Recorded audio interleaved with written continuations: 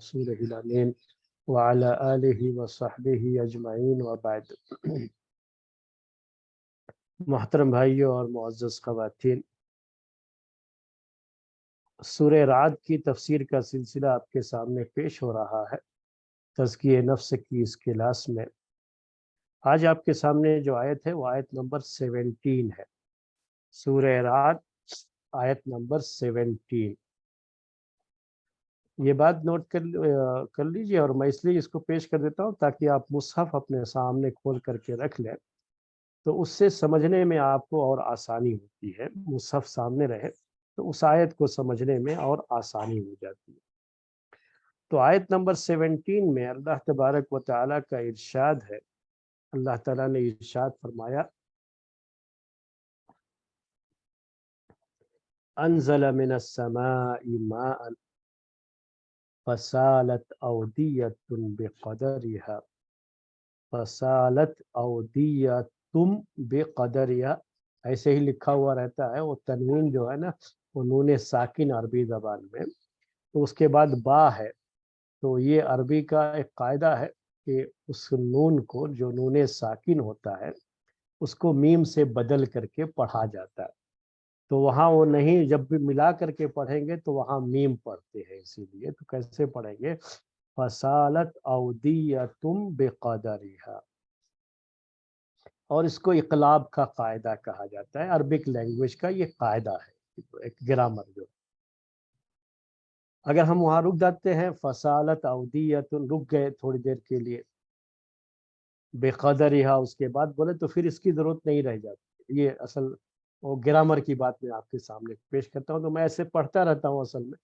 تو بعض ایسے ہمارے بھائی اور بہنیں جو خاص طریقے سے یہ مسجد میں ہوتا ہے تو بھائی لوگ ہی زیادہ رہتے ہیں، وہ جو ایسے قرآن کو پڑھتے رہتے ہیں تو ان کو پتہ رہتا ہے کہ اس کو فصالت اودیۃ بقدرها، یا حافظ لوگ ہوتے ہیں جن کو عربی زبان کا پتہ نہیں ہوتا ہے تو بعد میں کہہ دیتے ہیں کہ نہیں غلط پڑھ دیے تھے وہاں پر جو ہے۔ تو ویسا کچھ نہیں ہے، یہ اصل عربی گرامر کے لحاظ سے ہوتا ہے، ملا کر کے پڑھتے ہیں تو ویسے ہی ہے کہ فصالت اودیۃ بقدرها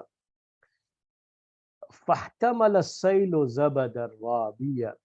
اب یہی ہے زبد الرابیہ، ملا کے پڑھیں گے تو ایسے ہی پڑھیں گے، فاحتمل السیل زبدا رابیا۔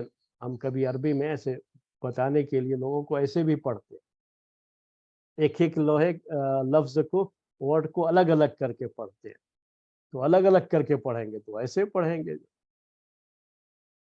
وَمِمَّا يُوقِدُونَ عَلَيْهِ فِي النَّارِ ابتغاء حلیۃ او متاع زبد مثلہ۔ یہاں پر بھی جو ہے ابتغاء میں پڑھا، تو یہ میں نے ملا کے نہیں پڑھا، اس لیے ابتغاء پڑھا۔ اب جو لوگ یاد کرتے ہیں وہ ملا کر کے یاد کرتے ہیں، فی النار ابتغاء، تو وہ طریقہ وہی ہے، ملا کے آپ پڑھیں گے تو را کو پھر با سے ملانا پڑتا ہے۔ فی النار پہ رک جائیں گے تو آپ کو ابتغاء پڑھنا رہتا ہے۔ وہ ابتغاء، یہ سب عربک کے گرامر کے لحاظ سے ہی چیزیں ہیں۔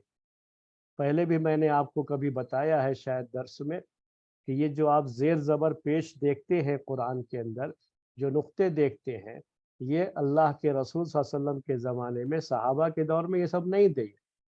یہ بعد کے دور میں یہ سب ان لوگوں کے لیے لگائے گئے جو عربی زبان نہیں جانتے ہیں نا، ان کے لیے یہ لگائے گئے سب چیزیں کی گئی ہے کہ وہ لوگ اس کو دیکھ کر کے صحیح سے پڑھ سکے، ورنہ وہ پڑھنے میں غلطیاں کرتے ہیں۔ جن کو عربی زبان اچھی، بہت اچھی آئے گی، وہی لوگ اس کو صحیح سے پڑھ سکیں گے۔ اگر زیر زبر نہیں لگا رہے گا تب بھی وہ صحیح پڑھیں گے۔ وہ اصل گرامر کے تھرو ہوتا ہے، یعنی اکارڈنگ ٹو دا گرامر ہے یہ سب چیزیں۔ تو اس لحاظ سے ہم لوگ پڑھ لیتے ہیں ڈائریکٹ بھی۔ یہ جو زیر زبر لگے رہتے ہیں نا، اس کو ہم لوگ دیکھتے نہیں ہیں کہ یہ کیا لگا ہوا ہے کیا نہیں لگا ہوا، بس وہ کون سا ورڈ ہے تو گرامر کے لحاظ سے وہاں کون سا اعراب بنتا ہے وہ پتہ رہتا ہے، تو ہم اسی کے لحاظ سے پڑھتے رہتے ہیں۔ تو کبھی رک جاتے ہیں کہیں پر، پھر جو ہے دوبارہ پڑھتے ہیں، تو سننے والوں کو کبھی بھی پریشانی ہو جاتی ہے، حافظوں کو خاص طریقے سے، جن کو عربی نہیں پتہ ہوتی ہے، تو ان لوگوں کے دماغ میں اس طرح کی چیزیں آ جاتی ہیں کہ یہاں غلط پڑھ دیے۔ اس لیے میں یہ تھوڑی سی آپ کے سامنے یہ بھی، اس کو بھی کلیئر کر دینا مناسب سمجھاؤں کہ میں جو پڑھتا رہتا ہوں وہ اسی لحاظ سے پڑھتا ہوں۔ تو یہ آیت تھوڑی سی لمبی ہے، لیکن اللہ تعالیٰ نے ایک مثال پیش کی، اور یہ مثال آج کے درس میں میرے بھائیوں اور میری بہنوں ہم سب کو سمجھنا ہے۔ یہ مثال، اس مثال کو سمجھنے کی ضرورت۔ کیا مثال ہے؟ دیکھیے، غور کیجئے گا، اس میں زیادہ پوائنٹ اس طرح کے نہیں ہیں، آج زیادہ مثال ہی اہم ہے سب سے زیادہ۔ مثال یہ ہے کہ اللہ تعالیٰ نے کہا کہ اللہ نے آسمان سے پانی نازل فرمایا، یعنی بارش برسایا، وہی اللہ ہے۔ انزلہ، اس میں جو پروناؤن ہے، ضمیر ہے، وہ اللہ تعالیٰ کی طرف جو پہلے والی آیت میں ذکر موجود ہے۔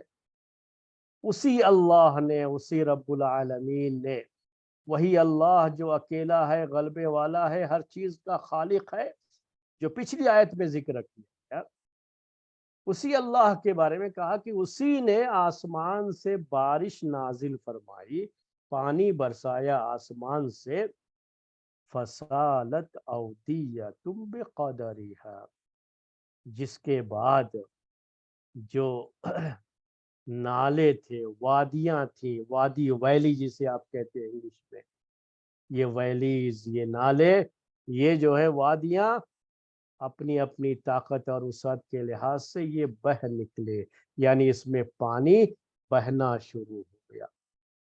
یہ جو ندیاں ہوتی ہیں پہاڑوں پہ، جو بارشیں ہوتی ہیں، وہ پانی پہاڑوں سے پھر نیچے کی طرف آتا ہے، اور یہی جو ہے پانی بعد میں پہلے اکٹھا ہوتا ہے تو کہیں کہیں لیک بنتے ہیں، وہ لیک بھی جو ہے اوور فلو ہو کر کے پھر یہ ندی کی شکل میں پانی وادیوں میں بہنا شروع ہو جاتا ہے، جو نیچے کے علاقے ہوتے ہیں وہ بہتے ہوئے جاتا ہے، اسی کو ہم ندیاں کہتے ہیں۔ تو ان ندیوں میں پانی بہت زیادہ ہو جاتا ہے، بہاؤ بہت زیادہ رہتا ہے، جب جو ہے وہ پہاڑوں پہ بارشیں بہت ہوتی رہتی ہیں، وہ سب کہانیاں تو آپ سنتے رہتے ہیں۔ ابھی تو قریب کے علاقے میں جو یعنی پہاڑی علاقے ہمارے اس ملک کے رہے ہیں، جہاں خوب بارشیں ہوئی ہیں، تو کس طرح کی تباہیاں رہی ہیں، پانی پانی جو لوگوں نے دیکھا، سیلاب کی جو صورتحال دیکھی، وہ سب آپ کی جو ہے یہ خبریں بہت قریب کی ہیں، ابھی اسی جولائی کے مہینے کی یہ ساری جو ہے خبریں ہیں، جولائی کا مہینہ جو گزرا ہے۔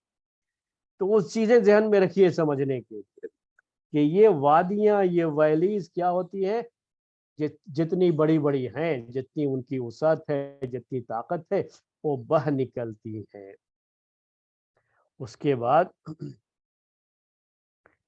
فاحتمل السیل زبد الرابیہ، جب یہ پانی بہنا شروع ہوتا ہے، یہ اوور فلو جو ہے نا، جو ہوتا ہے، جب پانی کا ایک ریلا ہوتا ہے اور بڑی تیزی کے ساتھ یہ پانی بہتا ہے، بڑے فورس کے ساتھ پانی بہتا ہے، تو اس کے اوپر جو بھی جھاگ بنتا ہے، پانی کے اوپر جو بھی چیزیں ہوتی ہیں، خش و خاشاک بھی ہم اردو میں کہتے ہیں، لیکن وہ جو ہے تھوڑا آپ کے لیے مشکل لفظ ہو جائے گا۔ تو اس پانی کے اوپر جو بھی چھوٹی چھوٹی جو چیزیں ہوتی ہیں، ہلکی ہلکی، یہ پانی سب کو جو ہے بہا لے جاتا ہے۔ یہ پانی کی وہ طاقت ہوتی ہے کہ یہ پانی اپنے بہاؤ کے ساتھ جو بھی جھاگ ہوتا ہے، جس کو زبدر رابیہ کہا گیا ہے، یعنی پانی کے اوپر جو بھی پانی کے ریلے پر جھاگ ہوتے ہیں، جو بھی خس و خاشاک کہہ لیجئے، جو بھی چیزیں ہوتی ہیں، یہ وہ سب کو جو ہے وہ پانی بہا کر کے لے کے چلا جاتا ہے۔ یہ ایک مثال ہے جو اللہ تعالیٰ نے پیش کی ہے، اس کو ذہن میں رکھ لیجئے گا کہ یہ ایک مثال ہے۔ میں نے ابھی قریب کی بات جو آپ سے کہی، خبروں میں آپ نے پڑھا اور سنا ہوگا اور دیکھا بھی ہوگا کہ کس طرح سے یہ ہر چیز کو بہا کر کے پانی لے جاتا ہے۔ وہ چیز ذہن میں رکھیے گا، اس مثال کو سمجھنے کے لیے وہ چیز ذہن میں رکھیے گا۔ اسی سے جڑی ہوئی ایک دوسری مثال، اگر کوئی شخص ایسے علاقے میں رہتا ہے جہاں ندیاں نہیں ہیں، پہاڑ نہیں ہے، اور اس نے کبھی یہ چیز نہ دیکھی ہو، تو اس کو یہ مثال اتنی سمجھ میں نہیں آئے گی۔ آپ لوگوں نے تو خیر آج کے دور میں تو کہیں بھی آدمی رہتا ہو، انٹرنیٹ کے مادھیم سے وہ کہیں بھی پیش آنے والا کوئی واقعہ وہ دیکھ لیتا ہے، تو جان بھی لیتا ہے۔ لیکن اس زمانے میں اس طرح کی سہولتیں نہیں تھیں، تو اس لیے ایک دوسری مثال بھی اللہ تعالیٰ نے پیش کر دی۔ وہ دوسری مثال کیا ہے کہ وہ مما یوقدون علیہ فی النار ابتغاء حلیۃ او متاع زبد مثلہ۔ اسی طرح سے ایک دوسری مثال کہ جب کسی کو زیور بنانا ہوتا ہے، زیور بنانا ہوتا ہے یا کوئی برتن، جو کسی میٹل کا کوئی برتن بنانا، کوئی سامان بنانا ہوتا ہے۔ میں ایک جو ہے زیور کی بات آپ کے سامنے، جیولز جو ہے اس کی بات کرتا ہوں۔ سونا ہے، جب سونے کا آپ زیور بنائیں گے، جیول بنائیں گے، تو کیسے بنتا ہے یہ کہ سونے کو پہلے آپ کو آگ میں پگھلانا پڑتا ہے۔ کسی برتن میں رکھ دیجئے، اس کے نیچے آگ جلا دیجئے، جب وہ ہیٹ ہوگا تو وہ پگھل جائے گا، لکوڈ بن جائے گا۔ وہ جب لکوڈ بن جائے گا تو اس کے بعد کیا ہوگا، اسی کو وہ جو فریم ہوتا ہے اس فریم میں ڈال دیتے ہیں، تو وہ جو ہے زیور بن جاتا ہے۔ وہ جو بھی جیولز ہوتے ہیں وہ بنائے جاتے ہیں اس طریقے سے۔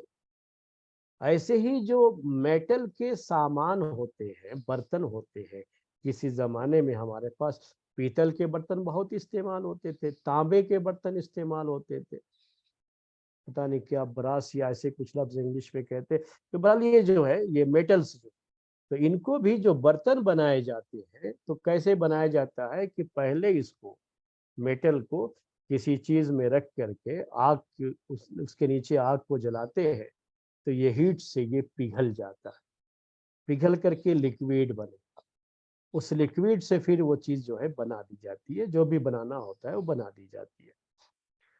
تو یہ آپ جو ہے تھوڑا اچھی طرح سے ذہن میں بیٹھا لیجئے کہ یہ شکل کیا ہو۔ جب بھی آپ سونا، چاندی یا کوئی بھی میٹل اس کو گرم کر دیں گے جس سے لکوڈ بنے ہو، تو اس کے اوپر بھی جھاگ بن، اس کو اردو میں جھاگ کہا جاتا ہے۔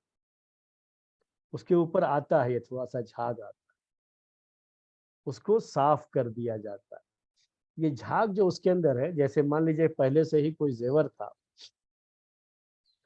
تو اس کو پگھلا دیا ہے، ابھی آگ پہ جو ہے پگھلا دیا ہے، تو اس پہ کچھ اندر چیزیں جو رہتی ہیں نا، جو سونے کی نہیں ہے، وہ یا میل کچل جو بھی وہ چیزیں ہوتی ہیں نا، تو جب وہ اس کو آپ جو ہے پگھلائیں گے تو یہ چیزیں اوپر آ جاتی ہیں، تو اوپر سے اس کو نکال دیا جاتا ہے، وہ صاف ہو جاتے ہیں۔ وہ کوئی اس کا کام یہ ہوتا ہے، جو جھاگ ہوتے ہیں نا، تو جھاگ کو نکال دیا جاتا ہے، اس کو پھینک دیا جاتا ہے۔ ایک اور مثال دوں اس کے علاوہ، قرآن کے علاوہ جو ہے آپ کو سمجھنے کے لیے، یہ ساری مثالیں، دو مثالیں تو قرآن میں اللہ تعالیٰ نے دے رکھی ہے، ایک میں اور مثال دیتا ہوں آپ کو، اگر آپ جو ہے سمجھنے کے لیے، خاص طریقے سے جو خواتین درس میں ہوں ان کے لیے، یہ کہ یہ جو شکر ہے، سوگر جو ہے، شکر، چینی جسے ہم کہتے ہیں، اس کو شیرہ بنانا، مٹھائی وغیرہ بنانے کے لیے کیا بنانا پڑے گا آپ کو؟ شیرہ بنانا۔ اس کو بھی آگ کے اندر آپ پکائیے تو یہ کیا ہے، شیرہ بنتا ہے، لکوڈ ہوتا ہے۔ جب یہ شیرہ بنائیں گے آپ اس کو، تو اس کے اوپر بھی جھاگ بنتا ہے، وہ جھاگ کو اوپر سے نکال دیا جاتا ہے، وہ نکال کے پھینک دیا جاتا ہے۔ اس کو طریقہ اس کا یہی ہے، کیونکہ یہ وہ گندگی ہے جو اوپر کی طرف آ جاتی ہے اس کی، اور اس کو نکال دیا جاتا ہے۔ جب پانی بہتا ہے تو اسی طرح کی چیزیں پانی کے اوپر جو ہے ہوتی ہیں، تو پانی سب کو بہا لے جاتا ہے۔ اسی طرح سے زیورات بنانے کے لیے یا برتن بنانے کے لیے جو میٹل کو پگھلایا جاتا ہے، اس کے اوپر جو جھاگ بنتا ہے، اس جھاگ کو بھی اس میں سے پھینک دیا جاتا ہے نکال کر کے۔ یہ جو ہے چیزیں ہیں، ذہن میں رکھ لیجئے، یہیں سے ایک مثال بنتی ہے جو اللہ تعالیٰ نے پیش کیا ہے۔ اس مثال کو سمجھنے کے لیے پھر سے اس آیت کی طرف آئیے، پھر سے اس آیت کو سنیے۔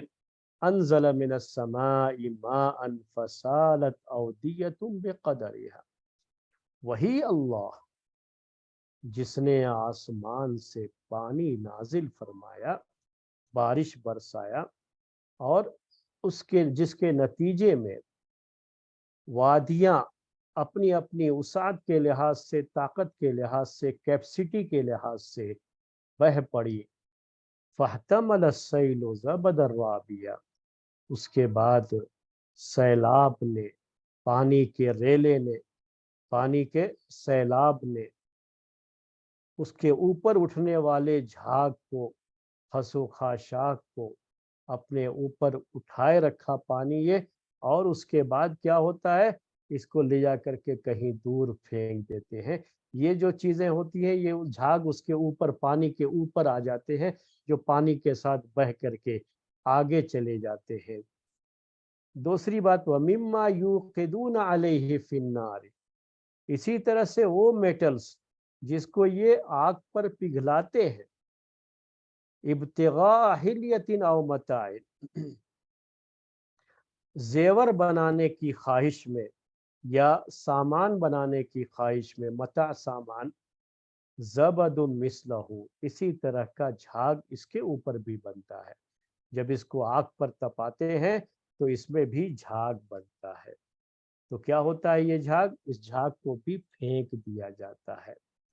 اس کے بعد اللہ تعالیٰ نے کیا کہا، یہ مثال ہے، کذالک یضرب اللہ الحق والباطل، ایسے ہی اللہ تعالیٰ حق اور باطل کی مثال پیش کرتا ہے، حق اور باطل کی مثال بیان فرماتا ہے۔ یہی غور کرنے کی بات ہے، اور یہی تزکیہ نفس ہے آج کے درس کا۔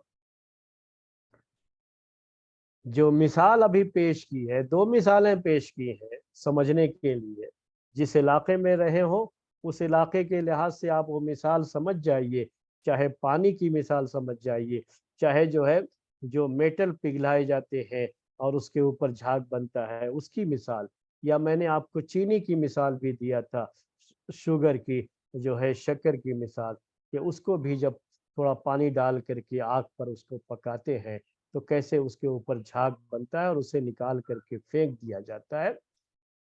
یہ ساری جو ہے مثال ذہن میں رکھیے، تو یہی حق اور باطل کی مثال بھی ہے، حق اور باطل کی مثال بھی ہے، نوٹ کر لیجئے، حق اور باطل کی یہ مثال ہے۔ کیا مطلب حق اور باطل کی مثال ہے؟ حق وہ ہے کہ سیلاب چاہے جتنا بھی طاقت کے ساتھ آئے سیلاب، لیکن حق اپنی جگہ پر باقی رہتا ہے، وہ پانی کے اس ریلے میں کبھی بہتا نہیں ہے۔ حق وہ جھاگ ہے جو بہہ جاتا ہے پانی، تو جھاگ کی مثال باطل کی مثال ہے، باطل مٹ جاتا ہے، حق اپنی جگہ پر باقی رہتا ہے، ٹھہرا رہتا ہے۔ دوسری مثال میں لے لیجئے کہ جب سونے چاندی کو یا جو ہے پیتل کو، تانبے کو، جو بھی میٹلز ہیں، ان معدنیات کو پگھلایا جاتا ہے تو اوپر جو جھاگ بنتا ہے یہ جھاگ باطل ہے، اس کی مثال باطل کی ہے جس کو نکال کر پھینک دیا جاتا ہے، اور جو اصل میٹل ہے، سونا چاندی، یہ حق ہے، اس کی مثال کیا ہے، حق ہے، اور یہ حق جب اس باطل کو نکال دیتے ہیں تو اور نکھر جاتا ہے۔ مثال میرے خیال میں آپ کو سمجھ میں آ گئی ہوگی۔ اب سونے کی مثال کو لیجئے نا، اب وہ جو ہے کہ جب سونے کو جو پہلے سے زیور تھا پھر سے پگھلا دیا گیا تو جو بھی میل کچیل ہے وہ اوپر آیا، اس کو نکال دیا گیا اور پھر اس کی جو ہے زیور بنایا گیا، تو یہ حق کتنا نکھر جائے گا، اور نکھر جائے گا یا نہیں نکھرے گا۔ یہ حق اور باطل کی جنگ بھی میرے بھائیوں ایسے ہی ہے، یہ باطل حق کے ساتھ آ کر کے ملتا ہے، ملنے کی کوشش کرتا ہے، لیکن ایک وقت آتا ہے کہ باطل جو اوپر اوپر رہتا ہے، اس کو جو ہے سیلاب کا پانی بہا لے جاتا ہے، حق کا سیلاب بہا لے جاتا ہے، یا کہہ لیجئے کہ یہ جھاگ کی شکل میں جو باطل ہے یہ اوپر آتا ہے اور اس کو پھینک دیا جاتا ہے، حق اپنی جگہ پر قائم رہتا ہے، اور ہر باطل کے بعد حق اور نکھر کر کے سامنے آتا ہے۔ جیسے اب سونے کے زیور کو جو بہت دنوں تک استعمال کیے تھے، دوبارہ سے پگھلا کے بناتے ہیں تو پھر ایک نیا زیور بن جاتا ہے اور اس کا حسن نکھر جاتا ہے۔ تو یہ باطل جب مٹتا ہے تو حق اور نکھر جاتا ہے۔ یہی ہے کیا کہا اللہ تعالیٰ نے، کذالک یضرب اللہ الحق والباطل۔ یہی ہے اللہ تعالیٰ حق اور باطل کے درمیان ایسے ہی مثال پیش کرتا ہے۔ فَأَمَّا الزَّبَدُ فَيَذْهَبُ جُفَاءً، جہاں تک جھاگ کی بات ہے تو یہ جھاگ تو ایسے ہی ناکارہ ہو کر چلا جاتا ہے۔ جھاگ تو رکے گا نہیں، جھاگ تو ختم ہو جاتا ہے، اس سے کوئی فائدہ نہیں ہوتا ہے، بلکہ جو ہے اسے پھینک دیا جاتا ہے اور اسے استعمال نہیں کیا جاتا ہے۔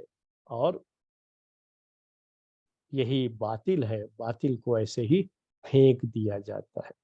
باطل کچھ دنوں کے لیے حق کے ساتھ آ کر کے چمٹ جاتا ہے، لگ جاتا ہے، اور لوگوں کو حق اور باطل کے درمیان فرق جو ہے کرنا مشکل ہو جاتا ہے، لیکن یہ کچھ دنوں کی بات ہوتی ہے۔ بعد میں جب اس باطل کو پھینکا جاتا ہے تو حق اور نکھر کر کے سامنے آ جاتا ہے۔ تو یہ فَأَمَّا الزَّبَدُ فَيَذْهَبُ جُفَاءً، جو جھاگ تھا وہ تو ویسے ہی ناکارہ بن کر کے چلا جائے گا، اس کو پھینک دیا جائے گا، ختم ہو جائے گا، پانی کے ساتھ پانی کے بہاؤ میں وہ بہہ جائے گا۔ وَأَمَّا مَا يَنْفَعُ النَّاسَ، لیکن جو لوگوں کو فائدہ پہنچاتا ہے، لوگوں کے فائدے کی چیز ہوتی ہے، یہ میٹل، سونا، چاندی یا پانی کا بھی ایک فائدہ ہوتا ہے لوگوں، پانی کے اندر کی جو چیزیں ہیں، زمین کے اندر کی جس کا فائدہ لوگوں کو ہے، تو یہ سب اپنی جگہ پر ٹھہرے رہتے ہیں، یہ نہیں بھاگتے ہیں، ان کو پانی کے ریلے نہیں لے جاتے ہیں ساتھ میں۔ اسی طرح سے زیورات وغیرہ بنانے کے لیے جو میٹل کو تپایا جاتا ہے گرمی میں، اس کو جو ہیٹ کیا جاتا ہے، تو اصل جو میٹل ہوتا ہے اس کو نہیں کوئی پھینکتا ہے، وہ تو لوگوں کے فائدے کی چیز ہے نا۔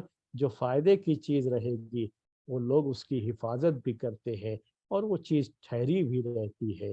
یہ مثال حق کی مثال ہے کہ حق کی حفاظت کرنے والے، حق کا ساتھ دینے والے اور حق کے ساتھ رہنے والے ہمیشہ لوگ رہیں گے، کیونکہ حق اسی میں ان کا فائدہ ہے، باطل ہمیشہ انہیں نقصان پہنچاتا ہے، اور آخر میں جب اس کا نقصان پہنچانا اس کے سامنے کلیئر ہو جاتا ہے تو وہ باطل سے اپنا پیچھا چھڑا لیتے ہیں اور حق کا ساتھ آ جاتے ہیں۔ یہی طریقہ ہوتا ہے۔ تو میں آپ کے سامنے جو ہے یہ آیت تقریباً ترجمہ میں نے اس کا کر دیا آپ کے سامنے۔ آخر میں پھر اللہ تعالیٰ نے کہا کذالک یضرب اللہ الامثال، اللہ تعالیٰ اسی طرح مثالیں بیان کرتا ہے۔ میں نے ترجمہ کہہ لیجئے کہ اس آیت کا کر دیا آپ کے سامنے۔ اب تزکیے کا جو پہلو ہے اور اس آیت کی جو اہمیت ہے اسے نوٹ کر لیجئے۔ اس آیت کے اندر 3 اہم پوائنٹس ہیں۔ پہلا پوائنٹس حق اور باطل کا، حق اور باطل کی کشمکش اردو میں ہم کہتے ہیں، یعنی حق اور باطل جو ہمیشہ ایک دوسرے کے ساتھ لگے اور جڑے ہوئے ہیں۔ یاد رکھیے دنیا میں جب تک یہ دنیا قائم ہے حق اور باطل کی یہ لڑائی قائم رہے، اسی میں انسانوں کی آزمائش ہے، اسی میں جنوں کی آزمائش ہے، اسی لیے یہ چیز باقی رہے۔ صرف حق کا معاملہ رہے گا تو پھر تو فرشتوں کا معاملہ ہو گیا نا، نہیں یہ فرشتوں کا معاملہ نہیں، ہم انسانوں کا معاملہ ہے نا۔ تو اس میں حق اور باطل اللہ تعالیٰ نے دونوں چیزیں رکھی ہیں، اس میں انسانوں کی جو ہے ایک طرح سے ان کا امتحان ہوتا ہے کہ یہ حق کے ساتھ کھڑے ہوتے ہیں کہ باطل کے ساتھ کھڑے، یہ ایک چیز جو ہے۔ دوسری بات اس میں کہ اللہ تعالیٰ نے یہ جو جھاگ کی مثال دیا ہے اور جو چیز نیچے رہ جاتی ہے جس سے لوگوں کو فائدہ ہوتا ہے، آج اس مثال کو سمجھیے، یہ تزکیہ نفس کا پوائنٹ ہے خاص۔ یہ دوسرا پوائنٹ، وہ مثال کیا ہے ذرا سمجھیے گا۔ مثال کہ جب آپ سونے کی رکھ لیجئے مثال، بس، اور دوسری مثالوں کو چھوڑیے، ایک مثال صرف سونے کی رکھیے کہ جب آپ سونے کو پگھلاتے ہیں، جب اس کو آگ پر تپاتے ہیں، وہ لکوڈ بنتا ہے، تو اس کے اوپر کے جھاگ کو پھینک دیا جاتا ہے، نکال دیا جاتا ہے، یا اور کوئی دوسرا میٹل، اوپر جو گندگی ہے اس کو تو پھینک دیا جائے گا، اس کو پھر اس میں باقی نہیں رکھا جائے گا، اور جو اصل چیز لوگوں کے فائدے کی ہے، وہ سونا اور وہ چاندی، وہ باقی رہتا ہے۔ تو اللہ تعالیٰ نے ہمیں اس مثال کے ذریعے سے سمجھایا ہے، جہاں یہ حق اور باطل کی مثال ہے کہ باطل وہ جھاگ ہے، اور جو نیچے ہے چیز وہی حق ہے، جو ہمیشہ باقی رہتی ہے، ثابت رہتی ہے۔ وہی ایک بات یہ ہے، یہ دوسرا پوائنٹ، کہ میرے بھائیوں، میری بہنوں، ہمیشہ آپ اپنے آپ کو جھاگ مت بناؤ۔ آپ دنیا میں رہ رہے ہو تو ایسے رہو کہ آپ کی مثال جھاگ کی نہیں رہنا ہے، بلکہ آپ کی مثال کیا رہنا ہے؟ وہ جو نیچے رہ گیا، جس سے لوگوں کو فائدہ ہوتا ہے نا، وہ نیچے رہ جاتا ہے، اور وہ باقی رہتا ہے، اس کو نہیں پھینکا جاتا ہے۔ تو میرے بھائیوں، میری بہنوں، اپنے آپ کو، اپنا کردار، اپنا رول کیا ہے، آپ کا رول کیا ہونا چاہیے؟ لوگوں کو فائدہ پہنچانے کا رول ہو جائے۔ اگر آپ لوگوں کو فائدہ پہنچانے والے بن جائیں تو یاد رکھیے، پھر آپ جھاگ نہیں ہیں، اور کوئی بھی قوم جس سے فائدہ ہوتا ہے اس کو نکال کر کے باہر نہیں کرتے ہیں۔ کوئی بھی سمجھدار قوم ہوگی تو کبھی نہیں باہر کرے گی۔ باہر کسے کیا جاتا ہے؟ کس کو نکال کر کے پھینک دیا جاتا ہے؟ جو جھاگ ہوتا ہے اسی کو پھینکا جاتا ہے۔ جو فائدے کی چیز ہے اس کو کوئی نہیں پھینکتا ہے۔ وہ کوئی مجنون ہوگا، دیوانہ ہوگا، کریزی جو ہے شخص ہوگا جو فائدے کی چیز کو پھینکے گا، ورنہ تو کبھی بھی نارمل آدمی تو نہیں کر سکتا۔ تو یہ پوائنٹ نوٹ کر لیجیے۔ آج ہمیں شکایتیں بہت رہتی ہیں اس بات کی، ہمارے ساتھ یہ سلوک کیا گیا، ایسا کیا گیا، ویسا کیا گیا۔ ہوتا ہے، یہ دنیا کا دستور ہے، یہاں پر یہ چیزیں ہوتی ہیں۔ حق اور باطل کی یہ کشمکش، حق اور باطل کے درمیان یہ لڑائی ہمیشہ رہے گی، وہ تو قیامت تک رہے گی۔ لیکن اپنے آپ کو کیا بنا دو اس میں؟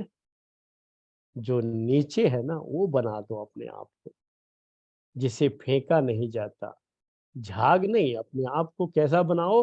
ایسا پروف کر دو کہ آپ وہ شخص ہیں جس سے لوگوں کو فائدہ ہے۔ اگر آپ نہیں رہیں گے تو لوگوں کا بڑا نقصان ہو جائے گا، تو پھر تو لوگ آپ کو ہاتھوں ہاتھ رکھ لیں گے نا، بڑی عزت دیں گے، بڑے اکرام سے پیش آئیں گے، بہت ہی ریسپیکٹ دیں گے آپ کو۔ یہی چیز ہوگی۔ تو اپنے آپ کو بنائیے۔ یہ مثال پیش کرتا ہوں صحیح بخاری سے، اسی کے تعلق سے۔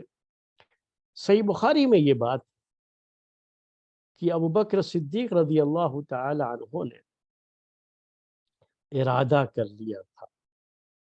کس چیز کا ارادہ کر لیا تھا؟ کہ مکہ یہ بھی چھوڑ کے چلے جائیں، مکہ چھوڑ کر کے چلے جائیں گے، کیونکہ مکے میں ان کو بھی پریشان کیا جانے لگا۔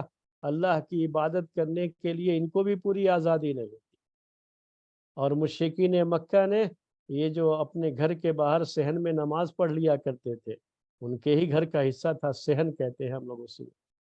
تو وہاں سے گزرنے والے مشرکین کی عورتیں اور بچے ان کی قرات سن کر کے ویسا ان کے دلوں پر اثر ہوتا تھا کہ یہ ڈر گئے تھے کہ کہیں ہمارے بیوی بچے ان کی وجہ سے مسلمان نہ ہو جائے۔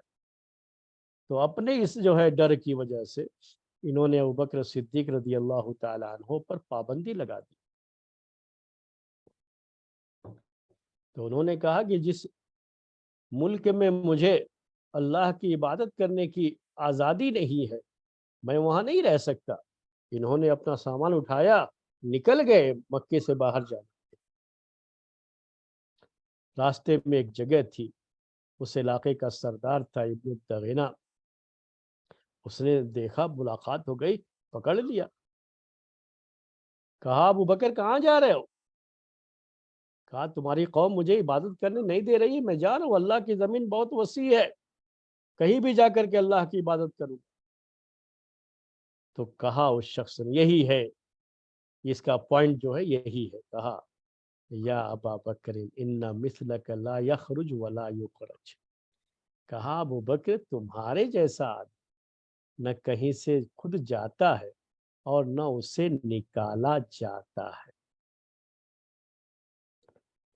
یعنی ابو بکر تم تو اتنے فائدے کی چیز ہو کہ جو چیز فائدے کی ہوتی ہے نا، اس کو کوئی جانے نہیں دیتا باہر،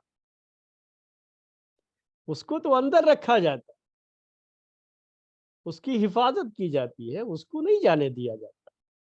کہا ان مثلک لا یخرج ولا یخرج، پھر ان کا فائدہ گنوایا کہ تم یہاں مکے میں رہتے ہو، تو وہ ساری صفتیں جو خدیجہ رضی اللہ تعالی عنہ نے اللہ کے رسول صلی اللہ علیہ وسلم کے بارے میں ذکر کی ہیں جب آپ کے اوپر پہلی وحی آئی تھی، تو وہ ساری جو ہے صفتیں، وہ ساری جو ہے وہ سارے اخلاق اور وہ سارے کام یہ ذکر کیا ابن الدغینہ نے ابو بکر صدیق رضی اللہ تعالی عنہ کے تعلق سے۔ کہا بھئی تم تو کما کر کے دوسروں کو کھلاتے ہو،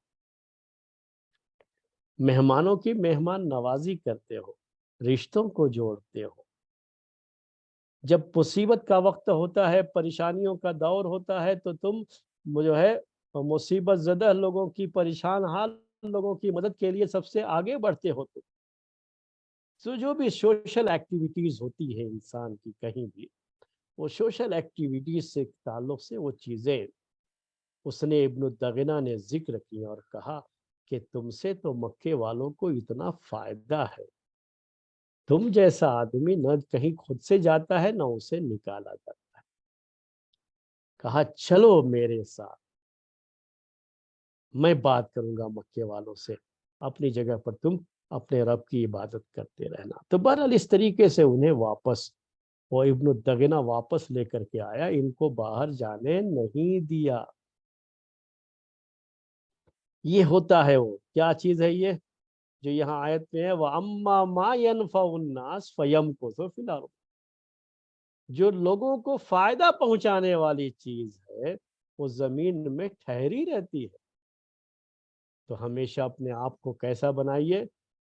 فائدہ پہنچانے والی چیز، اپنے آپ کو ایسا بنائیے کہ آپ کی ذات کے لوگ محتاج بن جائیں، لوگوں کو آپ سے فائدہ پہنچنے والا ہو۔ لوگ سمجھتے ہیں کہ یہ اگر ہیں تو یہ ان کا رہنا ہمارے لیے فائدے کا سامان ہے، تو یاد رکھیے آپ کے ساتھ کچھ نہیں۔ لیکن جب رہتے ہیں اس انداز سے، جسے ہم خش و خاشاک کہتے ہیں، جسے ہم جھاگ کہتے ہیں، یہ میٹل میں پائے جانے والا ہم میل کچیل اس کے جیسے بن کر کے رہیں گے کسی بھی سماج میں، کسی بھی سوسائٹی میں، تو پھر یہی ہوگا نا کہ سب یہی کہیں گے کہ یہ کچڑا آبادی ہے، اس کو باہر کرو۔ کچڑا بن کر کے رہیں گے تو سب باہر، یاد رکھیے۔ لوگوں کو فائدہ پہنچانے والے بن کر کے رہیں گے تو سب ہاتھ کو ہاتھ لیں۔ تو یہ ایک پیغام بھی ہے اس کے اندر، اس کو نوٹ کرنا ہے، اس کو سمجھنا ہے۔ یہ دوسرا پوائنٹ تھا، اس کو ہمیشہ ذہن میں رکھیں۔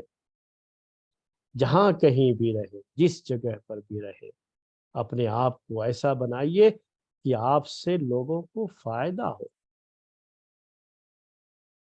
اور بہت مشہور ہے انگلش میں جو کہتے رہتے ہیں سیلفش، جو لوگ سیلفش بن کر کے رہتے ہیں نا، صرف اپنا فائدہ دیکھتے ہیں، تو ایسے لوگوں کو کوئی پسند نہیں کرتا ہے، اور ان کو کیا ہوتا ہے، لوگ باہر کرتے ہیں۔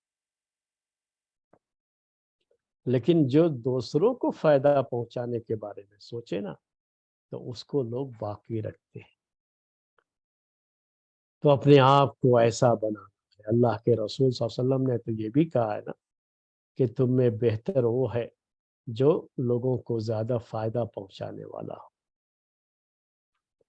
تو وہ چیزیں ہیں، حدیثوں میں یہ بیان ہے۔ یہ دوسرا پوائنٹ تھا۔ اب تیسرا پوائنٹ اس کی طرف آتے ہیں، وہ نوٹ کر لیجئے گا۔ تیسرا پوائنٹ کیا ہے؟ اللہ تبارک و تعالیٰ نے تسلی دیا ہے ہم لوگوں کو اس آیت کے ذریعے سے، ان مثالوں کے ذریعے سے، کہ ہمیشہ یاد رکھو اللہ کے بندو، اللہ کی بندیوں،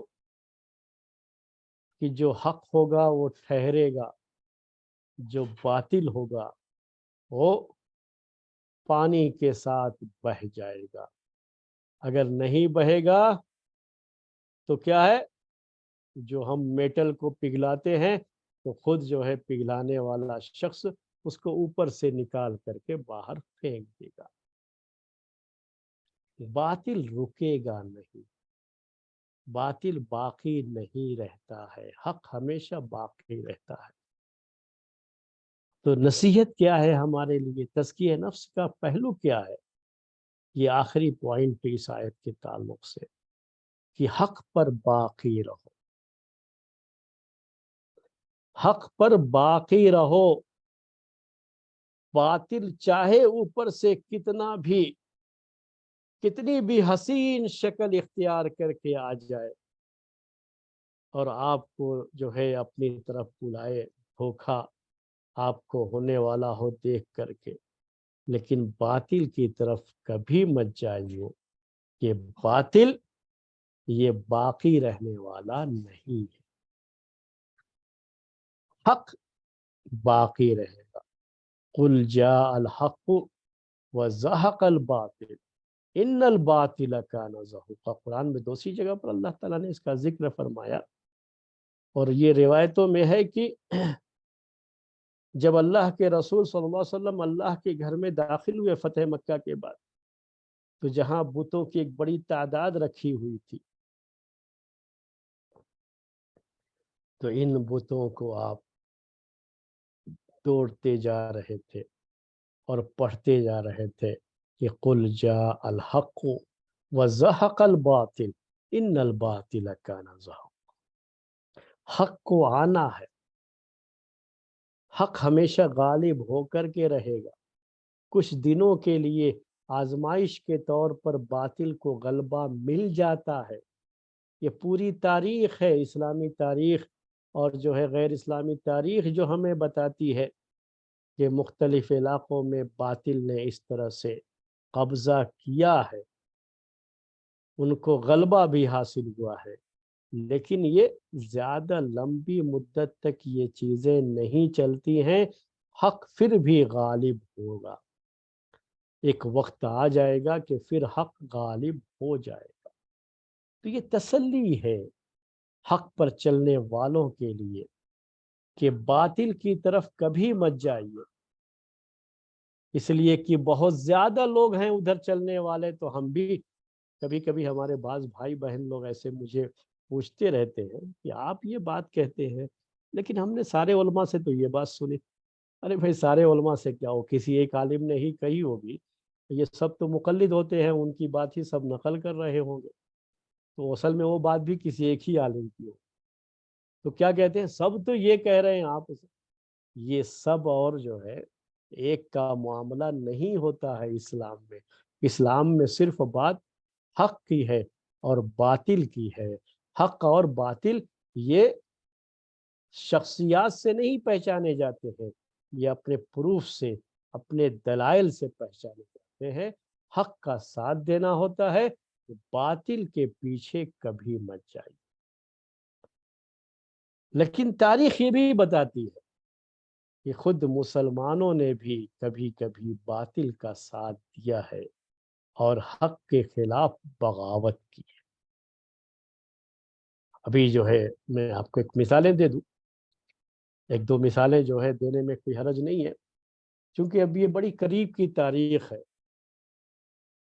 ہمارے اس ملک کی آزادی کی تاریخ جو ہے ابھی، چونکہ وہ دور بھی ہے، اس وقت آپ جگہ جگہ سنتے رہیں گے اس طرح کی باتیں۔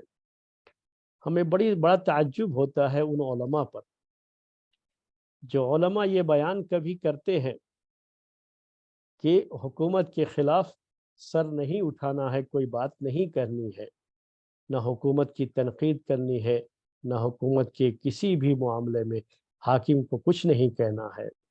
تقریریں بڑے زور و شور سے یہ کرتے ہیں اور کہتے ہیں کہ خوارج کی علامت ہے یہ کہ وہ حکومت کے خلاف کوئی بات کرے یا اٹھ کھڑے ہوں، اور اتنا مبالغہ بعض لوگوں نے اس پر کیا، تقریروں میں اتنا مبالغہ ہو جاتا ہے، مبالغہ یہی بات کہنا چاہ رہا ہوں، مبالغہ ہو جاتا ہے کہ وہ کہتے ہیں کہ کافر مشرک حکومت ہو تب بھی جو ہے آپ اس کے خلاف کچھ نہیں بول سکتے، آپ کو اس کے خلاف کچھ نہیں بولنا چاہیے، یہ خوارج کی علامت۔ اور وہی علماء جب 15 اگست کی بات آتی ہے، 15 اگست جو سامنے ہے آپ کے، تو تقریریں کرنے شروع کر دیتے ہیں۔ آپ جگہ جگہ آپ کو تقریریں مل جائیں گی، پروگرام بھی مل جائیں گے کہ ہندوستان کی آزادی میں علماء کا رول کیا رہا، بڑی قربانیاں علماء نے دی ہیں ہندوستان کو آزاد کرانے انگریز حکومت سے۔ اور باقاعدہ جو ہے یہ بھی سنیں گے کہ علماء اہل حدیث ان کا کیا کردار رہا، انہوں نے بڑی قربانیاں دی ہیں لیکن ان کی قربانیوں کو ذکر نہیں کیا جاتا ہے، تو بڑی شکایت کے لہجے میں یہ بیان کرتے ہیں۔ میرے بھائیوں، انگریز حکومت تھی جب، تو وہ بھی تو حاکم تھے، ان کے خلاف یہ علماء کیسے اٹھ کھڑے ہو گئے؟ کیسے ان کے لیے جائز ہو گیا اس کے خلاف کچھ کہنے کی، بولنے کی؟ تو یہ جو ہے ابھی بہت، چونکہ اب یہ تقریریں آپ سنیں گے اس لیے بیان کر دیا میں نے آپ کو کہ بڑے عجیب عجیب جو ہے بیانات ہوتے ہیں لوگوں کے، کبھی کسی موقع پر کچھ بیان کرتے ہیں، کسی موقع پر کچھ بیان کر دیتے ہیں، اور عجیب سا جو ہے لوگوں کو پریشان کر کے رکھ دیتے ہیں۔ جو آدمی بالکل جو ہے بغیر سوچے سمجھے جو بھی سن لیا، واہ واہ کر لیا، ان کو چھوڑ دیجئے، لیکن جو تھوڑا بھی سینس یوز کرتے ہیں ان کو سمجھ میں نہیں آتا کہ یہ کیا مطلب، کبھی یہ بیان کرتے ہیں کبھی یہ بیان کرتے ہیں۔ تو یہ بات کہہ رہا تھا میں آپ کو کہ یہ جو ہے اس تاریخ یعنی آزادی کی تاریخ کے تعلق سے تھوڑی سی بات یہ آج کی اس تفسیر کی، اس آیت کی تفسیر کے حوالے سے یہ بات ذکر کر رہا ہوں کہ جب جو ہے انگریزوں کے خلاف آپ کا جو یہ کلکتہ کا ایریا ہے، بنگال کا ایریا جو کہلاتا ہے، وہاں پہ ایک نواب تھے، نواب سراج الدولہ۔ نواب سراج الدولہ نے ان کے خلاف جب لڑنا شروع کیا انگریزوں کے خلاف، تو اب ظاہر سی بات ہے کہ یہاں جو حکومت تھی وہ مسلمانوں کی تھی، اور مسلمانوں سے یہ حکومت چھیننے والے یہ انگریز تھے۔ تو یہ خود بخود آپ بات سمجھ سکتے ہیں کہ آپ کی کوئی چیز اگر ہے اور کوئی لے رہا ہے آپ کی یہ چیز یا لے لیا ہے اور آپ اس سے واپس لینا چاہتے ہو، تو کوشش واپس لینے کی کون کرتا ہے؟ جس کے ہاتھ سے وہ چیز چھینی گئی ہوتی ہے نا، وہی کوشش کرتا ہے۔ یہ لاجک ہے، یہ کوئی بھی سمجھ سکتا ہے اس بات۔ اس کو بہت زیادہ آپ کو دلائل کی اس کی ضرورت نہیں ہے۔ ابھی جو ہے کل ہی ایک صاحب کی جو ہے تقریر چل رہی تھی تو سننے کا کانوں میں باتیں پڑ گئی، ویسے میں تقریریں سنتا نہیں ہوں بتا دوں آپ کو، لیکن کانوں میں کبھی گزرتے ہوئے باتیں پڑ جاتی ہیں کہ کہنے لگے کہ جو ہے آزادی کی تاریخ، جو آزادی کی لڑائی جو رہی ہے نا، یہ مسلمانوں نے سب سے پہلے مسلمانوں نے لڑی ہے اور ان کا ذکر نہیں ہوتا ہے۔ تو بھائی آپ کو یہ پیش کرنے کی بھی ضرورت نہیں ہے میرے بھائیوں میری بہنوں، یہ خود نیچرلی لاجک ہے یہ کہ چونکہ حکومت مسلمانوں کی تھی، یہاں پر انگریزوں نے یہ حکومت مسلمانوں سے لی تھی، ان سے چھینی گئی تھی، اس سے بھی انہوں نے قبضہ کیا تھا، تو واپس لینے والا کام بھی کون کریں گے پھر؟ یہی نہ کریں گے جن سے وہ چیز لی گئی ہے، تو ظاہر سی بات ہے کہ وہ لوگ ہی زیادہ کوشش بھی کریں گے اس کے بارے میں۔ تو یہ خود بخود بات سمجھ میں آتی ہے کہ انہوں نے اس کے لیے پوری کوشش کی۔ تو میں بنگال کی بات کر رہا تھا کہ سراج الدولہ نے جب انگریزوں کے خلاف مورچہ لیا تو ایک شخص جو ہے सिराज उद्दौला क्या जो है आदमी मीर जाफर, जो घर का बेदभेदी नाम, लंका ढाबे कहा जाता है इसको। तो ये जो है अंग्रेजों से अंदर से जा करके मिल करके इनके खिलाफ जो है एक तरह से साथ दे दिया। ये बगावत कहते हैं इसको। इसको क्या कहते हैं? बातिल का साथ देना कहते हैं। हक छोड़ दिया, थोड़े से फायदे के लिए बातिल के साथ चले गए और सिराजुद्दौला को उसमें शिकस्त खानी पड़ गई, वो हार गया। यहाँ जो एक हुकूमत थी आपके, जो मैसूर का एक स्टेट जो है, किसी जमाने में ये भी स्टेट होता था। तो ये और भी जो है वो दूसरे नामों से भी उसको आप समझ सकते हैं, लेकिन वो एक जो है तारीख है जो मशहूर है। और चूंकि यहाँ आप समझते हैं कि जो है टीपू सुल्तान, ये तो काफ़ी जो है मशहूर नाम है यहाँ पे, हर कोई जानता भी है। ये टीपू सुल्तान तो हर कोई सुनता रहता है। ये अलग बात है कि उसका नाम, उसका एक नाम भी है, ये असल नाम नहीं है टीपू जो है उसका। तो ये भी जो उसकी बहादुरी के किस्से भी, इसका भी मुकाबला हुआ अंग्रेजों के साथ। जब इन्होंने मुकाबला किया तो मीर सादिक, मीर जाफर और मीर सादिक, ये दो ऐसे किरदार हैं हिंदुस्तान की तारीख के, ये दो ऐसे किरदार हैं मेरे भाइयों, जिन्होंने बातिल का साथ दे दिया था। और अंग्रेज यहाँ पर भी टीपू सुल्तान के मुकाबले में कामयाब हो गए थे। तो ये मीर जाफर और मीर सादिक, ये दो नाम बहुत मशहूर हैं। कहाँ चले गए थे ये लोग? बातिल की तरफ चले गए, हक का साथ छोड़ दिया था। तो आज भी ऐसा होता है, हर दौर में होता रहेगा। लेकिन अल्लाह ताला ने समझा दिया है यहाँ पर कि ये याद रख लो कि हमेशा हक का साथ दो। कि हक क्या है? ये फायदा लोगों को जो पहुंचाने वाला है ना, वो हक है वो। और बातिल ठहरेगा नहीं ज्यादा दिनों तक, कुछ दिनों की बात है, उसके बाद बातिल मिट जाएगा। बातिल मिटने के लिए होता है। तो हमेशा मेरे भाइयों, मेरी बहनों, यही मेरे कहने का मतलब है इस दर्स में, कि जो हक आपके पास है, उस हक को अपने सीने से ऐसा लगा के रखो कि हम कभी बातिल का साथ नहीं देंगे। हो सकता है हमें आजमाइशों के दौर से गुजरना पड़े, हमें परेशानियों के दौर से गुजरना पड़े। हक वालों को परेशानियां भी होती हैं। परेशानियां अल्लाह के रसूल सल्लल्लाहु अलैहि वसल्लम को भी हुई, अबू बकर सिद्दीक रदी अल्लाह ताला अन्हु को भी हुई, उमर बिन खत्ताब रदी अल्लाह ताला अन्हु को भी हुई, उस्मान गनी रदी अल्लाह ताला अन्हु को भी हुई, अली रदी अल्लाह ताला अन्हु को भी हुई। आप तो समझते हैं ना, सबकी तारीख जानते हैं ना। क्या अल्लाह के रसूल सल्लल्लाहु अलैहि वसल्लम की वफात बिस्तर पे होती है, अबू बकर सिद्दीक रदी अल्लाह ताला अन्हु की वफात होती है। उसके बाद के ये तीन खुलफाए राशिदीन, उमर, उस्मान और अली रदी अल्लाह अन्हुम अजमईन, आप तो तारीख जानते हैं ना, कि इन सब को दुश्मन के हाथों मारा गया, शहीद किया गया है। यही है तारीख। हक पर चलने वालों को परेशानियों का सामना भी करना पड़ता है, लेकिन फिर भी हक हक है, बातिल बातिल है। हक का साथ दो, बातिल का साथ कभी मत दो। ये दिल में बात बैठा लो, यही तज़किए नफ्स है। हमेशा दिल में ये बात रहनी चाहिए।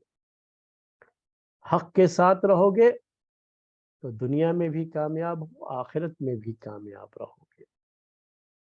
बातिल के कभी करीब मत जाओ।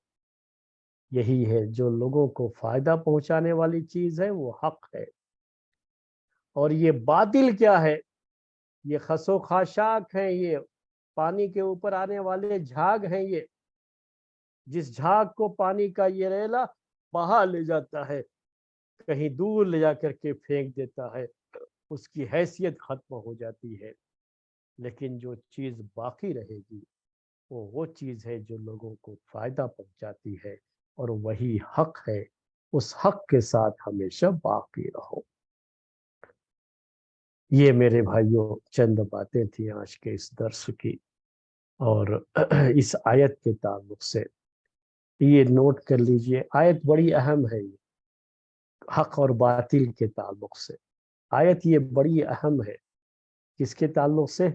हक और बातिल की मिसाल के ताल्लुक से आयत बड़ी अहम है कि हमको कैसे दुनिया के अंदर रहना चाहिए और कैसे अपने आप को मुफीद बनाना चाहिए, फायदा पहुंचाने वाला बनाना चाहिए, फायदा उठाने वाला नहीं, बल्कि लोगों को फायदा पहुंचाने वाला बनाना चाहिए अपने आप को। ये चंद बातें थी। आज का तफसीर का ये दर्स इसी पर ख़त्म करते हैं। सुबहानक अल्लाहुम्मा बिहम्दिका अशहदु अन ला इलाहा इल्ला अंत अस्तगफिरुका व अतूबु इलैक।